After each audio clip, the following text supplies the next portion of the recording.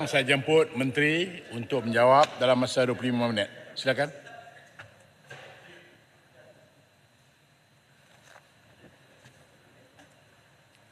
Terima kasih Tuan Pengerusi. Salam sejahtera dan salam Malaysia Madani. Saya merakamkan ucapan penghargaan kepada Tuan Pengerusi kerana memberi peluang kepada saya untuk menjawab pertanyaan-pertanyaan yang dibangkitkan oleh ahli-ahli yang berhormat semasa sesi perbahasan belanjawan peringkat jawatankuasa. Saya juga mengucapkan terima kasih kepada seramai 17 orang ahli yang berhormat yang telah membangkitkan banyak pertanyaan, isu dan cadangan berkaitan Kementerian Sumber Manusia sepanjang sesi perbahasan ini. Tuan Pengerusi, isu-isu dan pertanyaan akan dijawab secara bersekali mengikut tema-tema yang telah dikenal pasti. Isu berkaitan dengan pekerja asing. Yang berhormat Ipoh Barat, yang berhormat Klang, yang berhormat Padang Terap, yang berhormat Pedang, yang berhormat Pasir Gudang, yang berhormat Kubang Krian telah membangkitkan banyak isu-isu berkaitan dengan pekerja asing. Isu berkaitan dengan 3 sektor, iaitu berkaitan dengan tekstil, gunting rambut dan juga tukang emas. Untuk makluman Dewan Yang Mulia, status terkini permohonan dan kelulusan terkini bagi pekerja asing di bawah 3 subsektor tersebut bagi tempoh 16 Oktober 2023 sehingga 15 November 2023, JTKSM telah menerima sebanyak 329 permohonan kelulusan awal menggaji pekerja asing di bawah Seksyen 60K Akta Kerja 1955 bagi 3 subsektor perkhidmatan tersebut. Daripada jumlah tersebut, sebanyak 286 permohonan telah diselesaikan dengan sebanyak 121 permohonan diluluskan dan sebanyak 165 permohonan ditolak.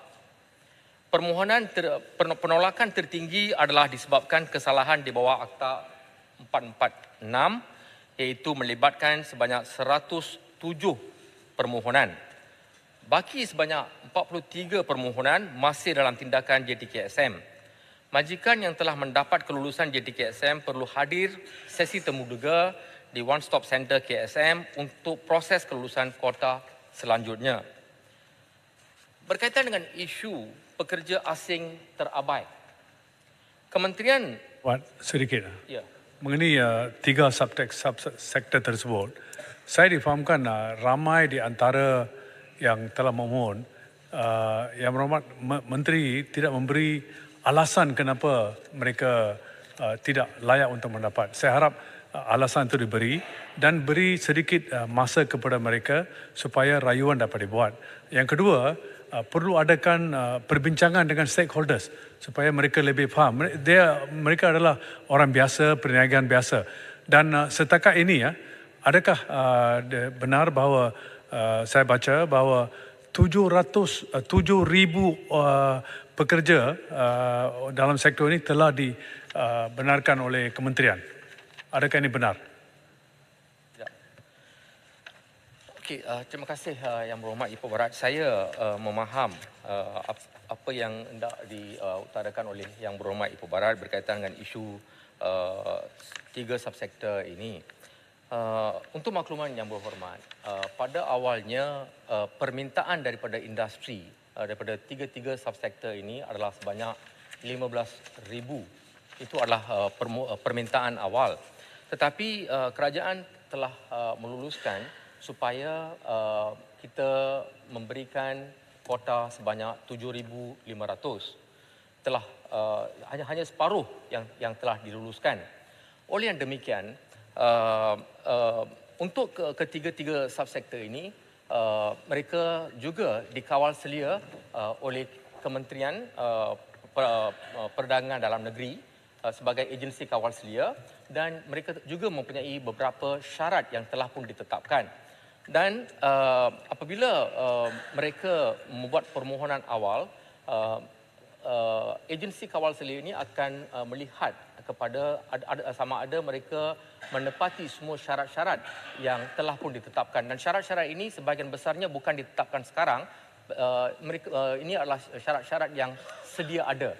Jadi kita nak lihat sama ada daripada 7,500 kota yang telah diberikan, berapa ramai yang sebenarnya boleh memenuhi syarat-syarat tersebut. Sebab permintaan awal adalah 15,000. Kalau permintaan itu adalah 15,000, saya rasa mereka yang boleh memenuhi syarat-syarat itu dalam lingkungan 7,500 dan mereka akan dapat kota tersebut.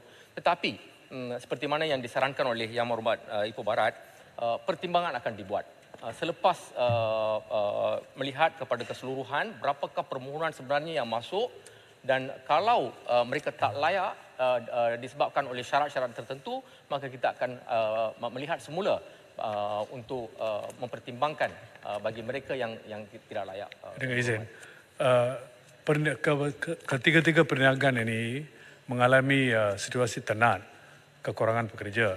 Bolehkah saya cadangkan seperti yang kita buat dulu, di mana kita ada satu open day untuk semua majikan yang hendak memohon atau telah memohon berjumpa dengan Yang Berhormat Menteri sendiri di pejabat, supaya usaha dibuat untuk mempercepatkan proses tersebut? Boleh Yang Berhormat, tidak ada masalah untuk saya berjumpa dengan ketiga-tiga subsektor ini. Tapi untuk makluman Yang Berhormat, seperti mana yang saya sebut tadi, setakat ini hanya 329 permohonan yang telah dibuat. Walaupun kita dah mengatakan bahawa terdapat 7,500 pembukaan kota, tetapi setakat ini yang membuat permohonan adalah agak rendah. Jadi mungkin seperti yang dicarangkan oleh Yang Berhormat, kita boleh adakan satu sesi libat urus dengan ketiga-tiga subsektor ini untuk melihat semula apakah masalah yang mereka hadapi, sehingga kan mereka ramai yang tidak memohon. Pada awalnya, seperti mana yang kita tahu, mereka memberikan satu jumlah yang agak besar. Ada yang mengatakan 30,000 dan kemudian telah turun kepada 15,000 dan akhirnya apa yang diluluskan oleh kerajaan 7,500, tapi permohonan hari ini kita lihat hanya 329. Jadi ada sesuatu yang tidak kena, dan mungkin carangan Yang Berhormat Ipoh Barat itu saya terima. Kita boleh adakan sesi libat urus dengan ketiga-tiga subsektor ini. Terima kasih Yang Berhormat. Berkaitan dengan isu pekerja asing terabai, kementerian ini mungkin terdapat kebarangkalian berlakunya pekerja asing terabai susulan pemalsuan dokumen sokongan semasa majikan mengemukakan permohonan kuota pekerja asing.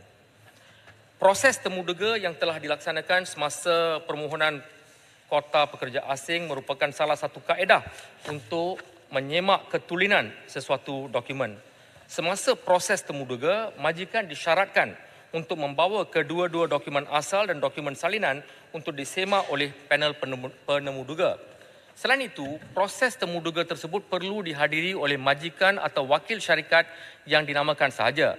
Semakan dibuat atas dokumen Suruhanjaya Syarikat Malaysia dan penyata kumpulan wang simpanan pekerja bagi mengesahkan majikan atau wakil syarikat tersebut bukannya datang daripada pihak ketiga atau ejen pekerjaan.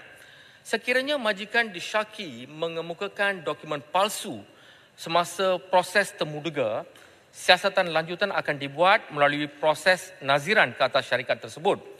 Jika terbukti dokumen yang disertakan adalah palsu, permohonan tersebut akan ditolak dan majikan akan diberi teguran. Manakala bagi kes-kes terperincil di mana pemalsuan dokumen diketahui selepas kelulusan kota, siasatan lanjut akan diadakan dan kota yang telah diluluskan akan ditangguhkan kemasukan pekerja asing ke Malaysia. Antara langkah-langkah yang diambil oleh kerajaan untuk mengurangkan kebergantungan negara kepada pekerja asing di bawah 3 subsektor seperti mana yang ditanyakan oleh Yang Berhormat Kelang untuk tekstil, guntingan rambut dan emas, penguasa perlu sedar bahawa kebenaran menggajikan pekerja asing bagi 3 subsektor ini adalah bersifat one-off. Semua pengusaha perlulah mencari langkah untuk tidak bergantung kepada pekerja asing. Kerajaan melalui Kementerian Sumber Manusia telah menyediakan program latihan kemahiran berserta pensijilan kemahiran Malaysia untuk pengusaha dan pekerja tempatan bagi subsektor tukang gunting rambut. Seperti mana yang diminta oleh Yang Berhormat Kelang, sebenarnya SKM ini hanya untuk subsektor gunting rambut saja. Dan mereka tidak semestinya memiliki sijil tersebut. Syaratnya ialah sekurang-kurangnya mereka telah membuat permohonan untuk membuat kursus SKM tersebut. Dengan adanya permohonan tersebut membuktikan bahawa mereka telah membuat permohonan untuk mengikuti kursus itu, menunjukkan bahawa mereka mempunyai komitmen untuk mengikuti kursus tersebut, dan itu dijadikan sebagai syarat. Tak semestinya mereka memiliki SKM. Menteri, sedikit. Ya. Terima kasih Tan Sri Pengerusi. Tadi ada kata kalau mereka memberikan dokumen yang palsu, permohonan mereka akan ditolak. Jadi kalau kita merujuk kepada artikel yang disiarkan dalam Malaysia Kini, mengatakan 6 syarikat sindiket tersebut, mereka mengemukakan dokumen yang palsu sewaktu mereka membuat permohonan. Contohnya memberikan nombor syarikat yang palsu, memberikan alamat yang palsu, pelanggan yang palsu. Jadi bagaimana pada waktu tersebut pegawai boleh meluluskan permohonan mereka? Saya sedia maklum berkaitan dengan isu yang dibangkitkan oleh Kota Melaka tadi, dan memang dalam kes ini satu siasatan yang penuh akan dilakukan oleh kementerian, dan saya akan buat pelaporan berkaitan dengan isu berkaitan dengan apa yang dibangkitkan oleh Kota Melaka sebentar tadi. Ya, pada masa ini perkara ini masih dalam siasatan Yang Berhormat. Sedikit, Ahmad. Ya. Saya haraplah, saya ada tanya mengenai perkara ini. Adakah Yang Berhormat boleh sahkan ada kelebihan 250,000 pekerja yang datang dari luar negara yang telah dibenarkan oleh dalam sistem kota itu yang sedia ada di negara ini? Adakah ini benar angka itu? Nombor dua, bolehkah Yang Berhormat memandangkan perkara ini di mana ada dikatakan berkaitan dengan korupsi dan sebagainya? Bolehkah Yang Berhormat saya cadangkan bahawa membuat satu ministerial statement seberapa awal yang boleh di Dewan ini? Okey, ini merupakan satu cadangan yang baik, tapi berkaitan dengan sama ada kita mempunyai 200,000 ataupun 250,000 itu saya tidak dapat pastikan pada hari ini, tetapi setakat ini laporan yang diterima oleh JTKSM tidak sampai ke tahap 200 atau 250,000. Tapi saya boleh menyatakan di Dewan Yang Mulia ini bahawa memang wujud kes-kes seperti ini di beberapa tempat, tetapi saya rasa jumlahnya tak sampai ke 200 ataupun 250,000 seperti mana yang disebutkan oleh Yang Berhormat. Walau bagaimanapun, saya boleh memberikan statistik yang terperinci kepada Yang Berhormat Ipoh Barat secara bertulis. Saya ada bangkitkan mengenai Seksyen 60K di mana memberi kuasa kepada kementerian, di mana semua majikan di negara ini dipastikan, ini baru digazetkan, di mana Yang Berhormat serta-merta dapat tahu berapa yang telah berdaftar di under this section. Adakah Yang Berhormat angka tersebut sekarang? Ya, saya boleh sediakan angka tersebut kepada Yang Berhormat. Okey.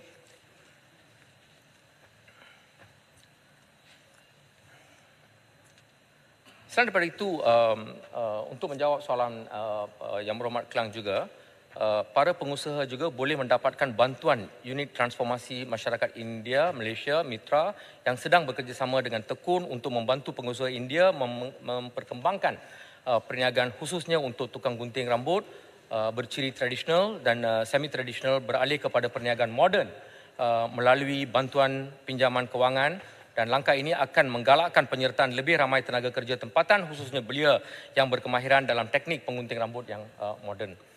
Bagi subsektor textiles dan tukang emas yang corak perniagaan spesifik kepada perniagaan India dan keagamaan, meskipun tiada latihan khusus, namun majikan disarankan untuk menawarkan pakej gaji yang menarik dan mengoptimumkan penggunaan tenaga kerja asing sedia ada yang telah melatih tenaga kerja tempatan. Kementerian ini melalui Perkeso boleh membantu dalam mendapatkan tenaga kerja.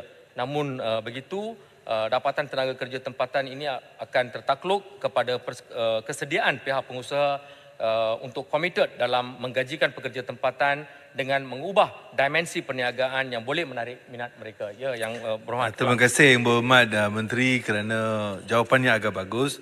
Tapi namun Yang Berhormat, saya percaya sebagai Menteri memang kenal ini tukang emas ini kata kalau mengikut tradisi kaum India memang setiap emas perkahwinan dan sebagainya untuk rituality kena dibuat di sini.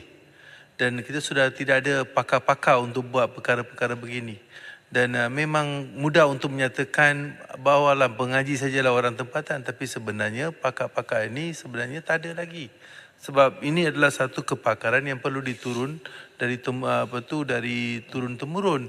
Maka kalaulah KSM menyediakan latihan khas dengan dana dan sebagainya, ia membantu.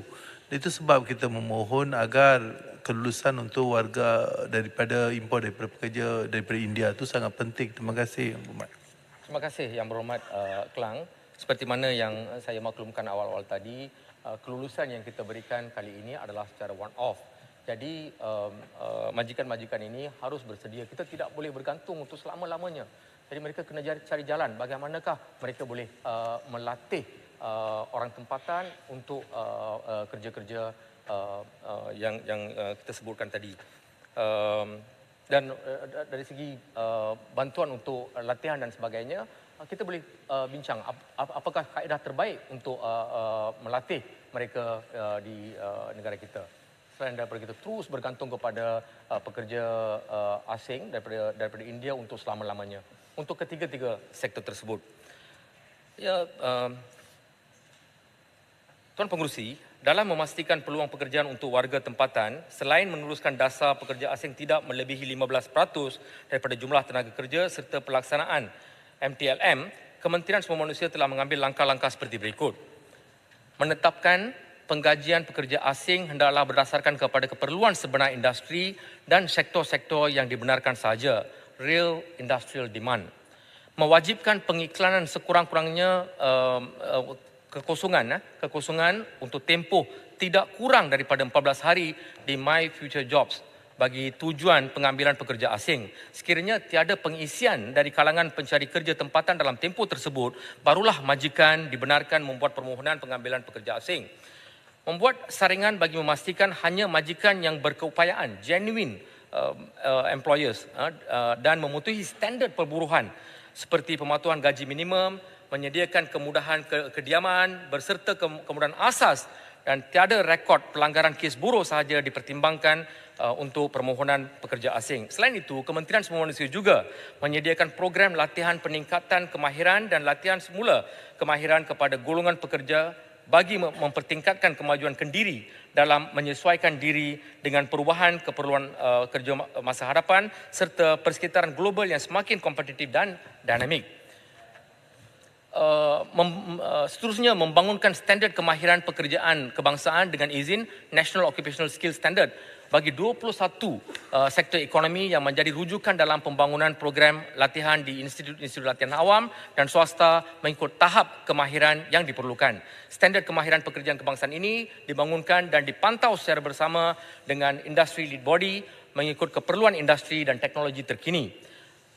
Dan seterusnya mengadakan sesi libat urus dengan pihak industri bersama jabatan dan agensi terlibat bagi memberi gambaran jelas berkaitan dengan industri 4.0.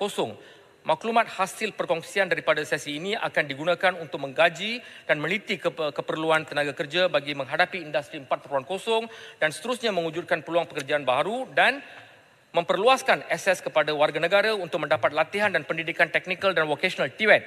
Sehingga kini 562 buah institut latihan kemahiran awam yang telah ditubuhkan di seluruh negara dengan pelbagai kursus kemahiran ditawarkan mengikut keperluan industri. Kerajaan telah dan sedang mengambil langkah-langkah yang perlu dalam menyediakan tenaga kerja yang berkemahiran untuk memenuhi keperluan industri 4.0 pada masa kini.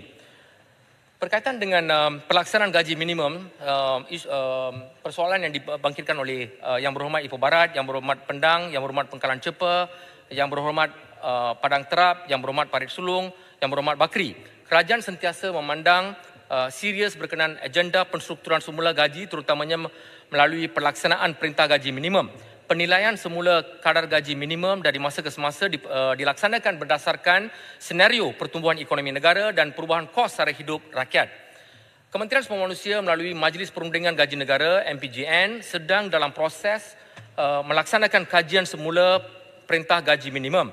Kajian semula ini perlu dilaksanakan sekurang-kurangnya sekali dalam tempoh 2 tahun selaras dengan keperluan Akta Majlis Perundingan Gaji Negara 2011, Akta 732, Seksyen 25. Pelaksanaan kajian semula ini penting dalam usaha memastikan pelarasan perintah gaji minimum yang dibuat adalah bersifat evidence-based policy.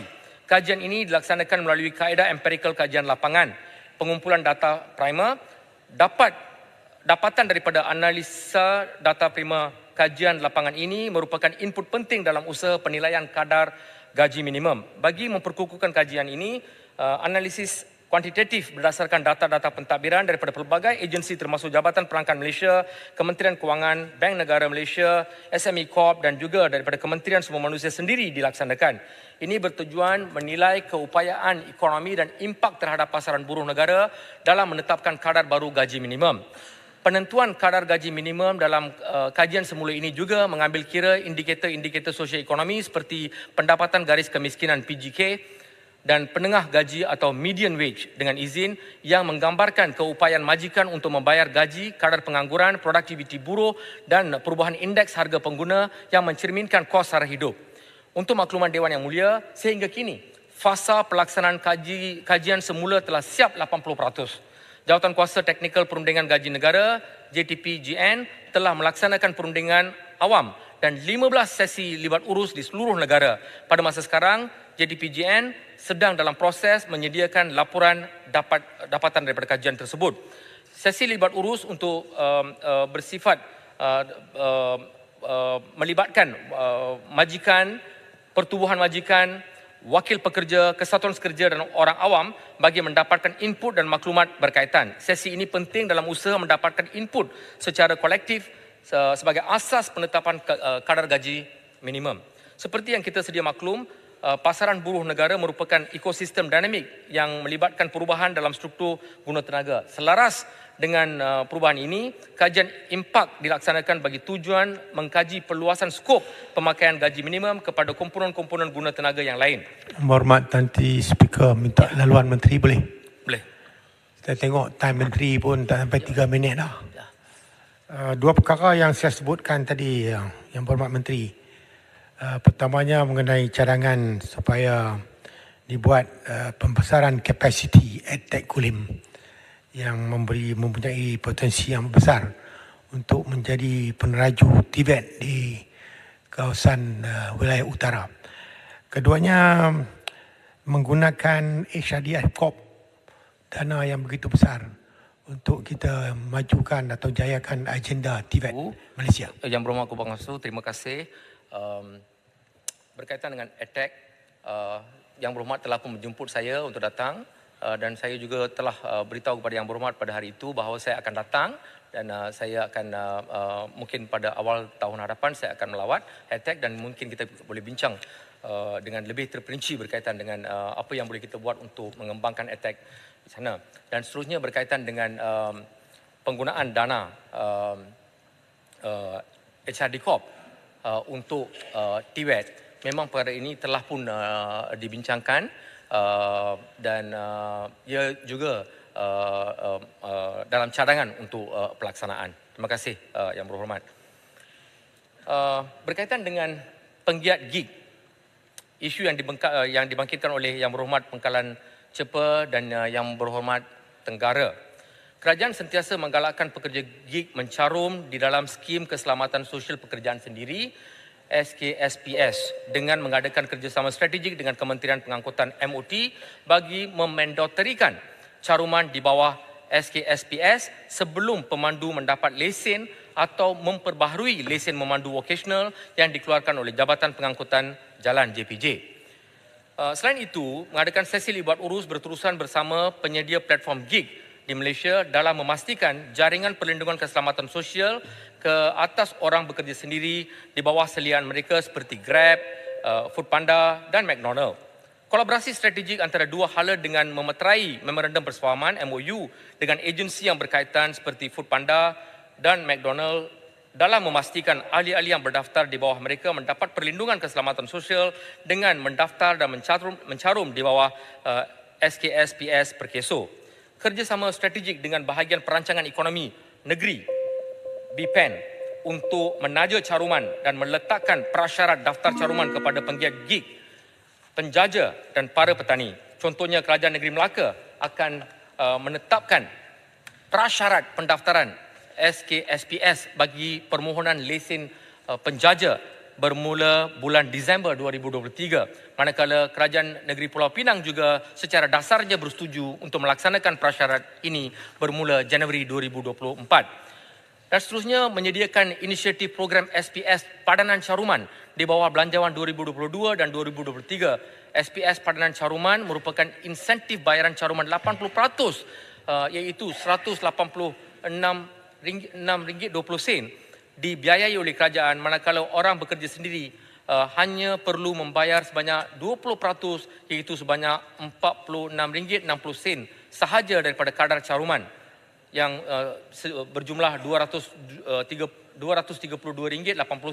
di bawah plan caruman kedua.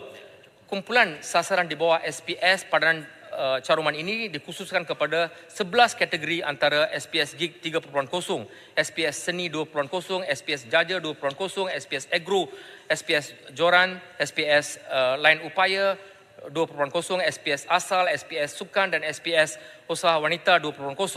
Berdasarkan statistik Perkeso, dari tempoh Januari hingga 10 November 2023, seramai 191,367 OBS telah menikmati insentif di bawah program SPS Padanan Caruman. Melaksanakan program SPS Padanan Caruman ini telah dilanjutkan dalam Belanjawan 2024, yang mana insentif Belanjawan Caruman telah ditingkatkan kepada 90%, iaitu RM209.50 dibayar oleh kerajaan, manakala orang bekerja sendiri OBS hanya perlu membayar sebanyak 10% ataupun RM23.30 sahaja daripada kadar caruman RM232.80 di bawah plan caruman kedua. Menteri perlukan 1 minit lagi. 10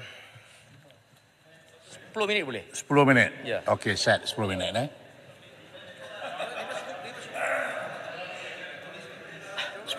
Boleh. Kalau Tuan Pengerusi boleh mengizinkan saya 10 minit, saya akan menggulung dalam 10 minit. Terima kasih Tuan Pengerusi. Satu lagi isu yang dibangkitkan berkaitan dengan brain drain oleh Yang Berhormat Pengkalan Cepa, Yang Berhormat Kubang Krian. Berdasarkan kepada laporan Bank Dunia yang bertajuk Malaysia Economic Monitor pada tahun 2011, dianggarkan diaspora Malaysia pada tahun 2010 adalah seramai 1 juta orang, di mana 1/3 daripadanya adalah bakat berkemahiran tinggi. Bakat-bakat berkemahiran tinggi ini merangkumi profesional dan usahawan dalam sektor-sektor utama seperti sektor perbankan, pembinaan, kejuruteraan, perubatan, perundangan, perkhidmatan teknologi komunikasi dan maklumat, pendidikan serta penyelidikan. Sejak tahun 2011 sehingga kini, Talent Corp melalui program Kepulangan Pakar REP telah menerima lebih daripada 10,000 permohonan daripada golongan profesional Malaysia atau diaspora yang menetap di luar negara untuk kembali ke tanah air dengan purata permohonan konsisten adalah di antara 400 ke 500 setahun. Daripada jumlah ini, lebih 6,000 orang pakar telah diluluskan di bawah inisiatif ini. Menyedari perkembangan globalisasi di mana perbincangan brain drain kini telah berevolusi kepada brain circulation, usaha Talent Corp melibatkan diaspora kini diperluaskan melangkaui usaha untuk memudah cara kepulangan mereka kepada mengoptimumkan sumbangan mereka walau di mana mereka berada. Satu struktur yang strategik sedang dibangunkan di bawah inisiatif Malaysia at Heart atau My Heart untuk merealisasikan aspirasi ini.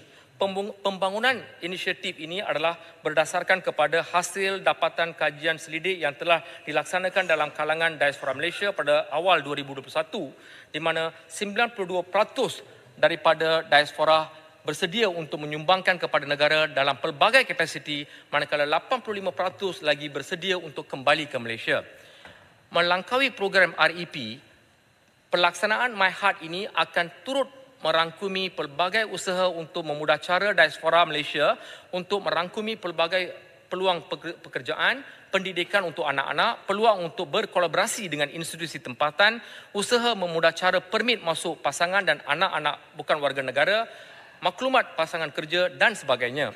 My Heart Career and Facilitation Fest, My Heart Cafe ini berperanan sebagai jambatan di antara bakat global Malaysia di luar negara dan syarikat-syarikat bereputasi tinggi di Malaysia. Program ini akan merupakan program tahunan anjuran Talent Corp, telah menarik perhatian lebih 1,000 diaspora sejak tahun 2022 dan sebanyak 47 syarikat daripada pelbagai sektor yang menawarkan lebih daripada 2,000 peluang pekerjaan, antaranya EY, CIMB, PwC, Citigroup, Shell, Bank Negara dan Gamuda Berhad. Dalam usaha untuk mengoptimumkan bakat kemahiran tinggi Malaysia di luar negara, Talent Corp di bawah sub-inisiatif My Collabs di bawah My Heart juga turut menyediakan platform untuk mereka menyumbangkan kepada pembangunan bakat tempatan melalui wacana intelektual dan seterusnya meneroka potensi kolaborasi dan organisasi dan individu di Malaysia. Sebagai contoh, sesi perkongsian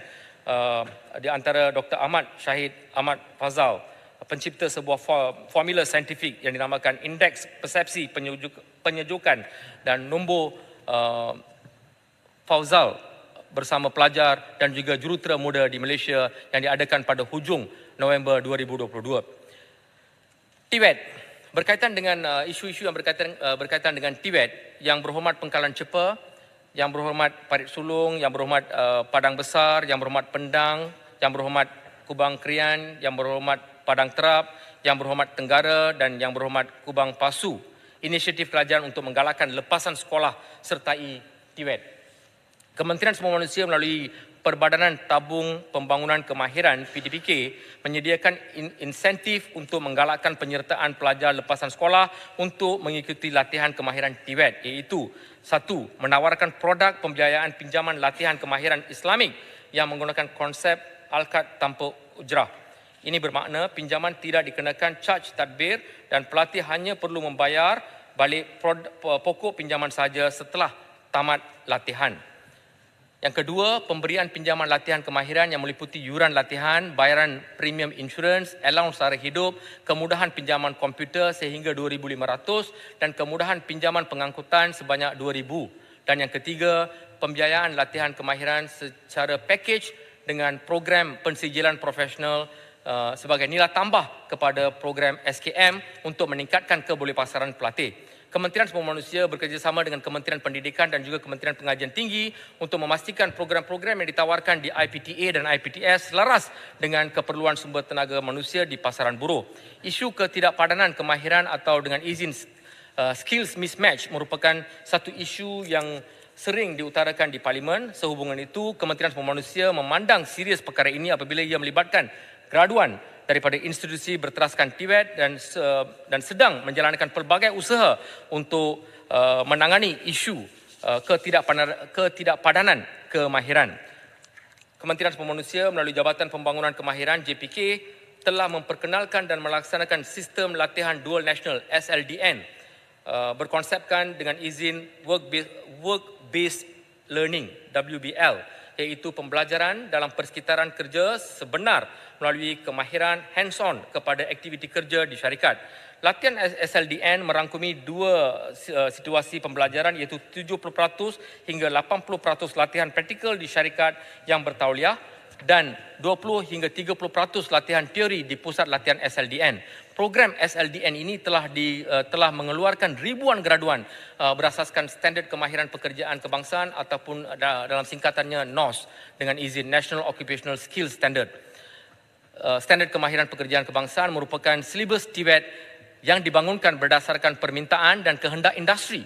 Ia merupakan rujukan utama kepada semua institusi latihan kemahiran bagi menjalankan latihan kemahiran. Sehingga kini sebanyak 2,072 NOS telah dibangunkan. Badan Peneraju Industri ILB Selain itu, Kementerian melalui JPK telah menubuhkan beberapa badan peneraju industri atau Industry Lead Body ILB. ILB merupakan organisasi pemacu sesebuah sektor industri yang dilantik oleh Kementerian Sumber Manusia bagi melaksanakan fungsi-fungsi mengikut keperluan JPK, antaranya untuk melaksanakan analisis pekerjaan mengikut sektor industri yang ditetapkan dan membangunkan NOS baru serta mengkaji semula NOS sedia ada bagi sektor industri yang berkaitan. Yang seterusnya, program latihan industri berstruktur nasional MySIP.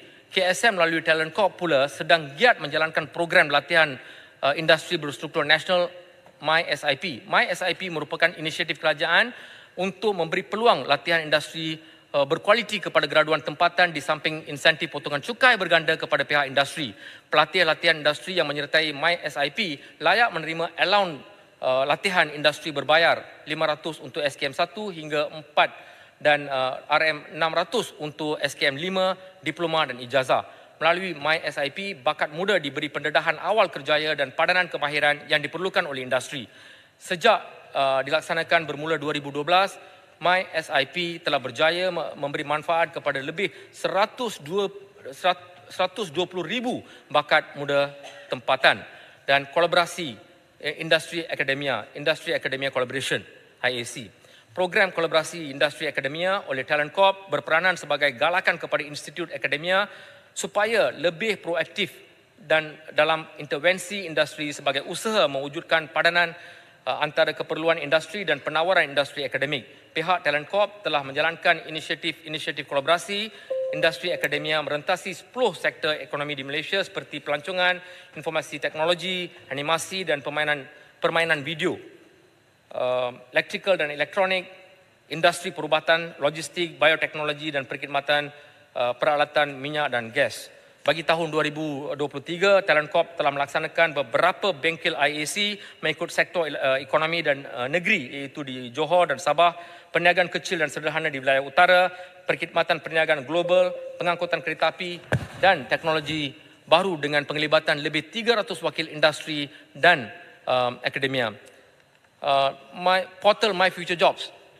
KSM melalui Pertubuhan Keselamatan Sosial Perkeso menyediakan platform pencarian pekerjaan melalui portal My Future Jobs. Portal ini membantu dalam usaha menambah baik pemadanan antara bidang kelulusan graduan serta mencari pekerjaan dengan jelas untuk jenis pekerjaan yang ditawarkan. Dari bulan Januari hingga Oktober 2023, jumlah kekosongan jawatan yang diiklankan dalam portal My Future Jobs secara kumulatif adalah 1.7 juta kekosongan dan sebanyak 166,372 kekosongan jawatan aktif yang diiklankan dalam tempoh yang sama, manakala bilangan pencari kerja aktif adalah seramai 621,715 orang.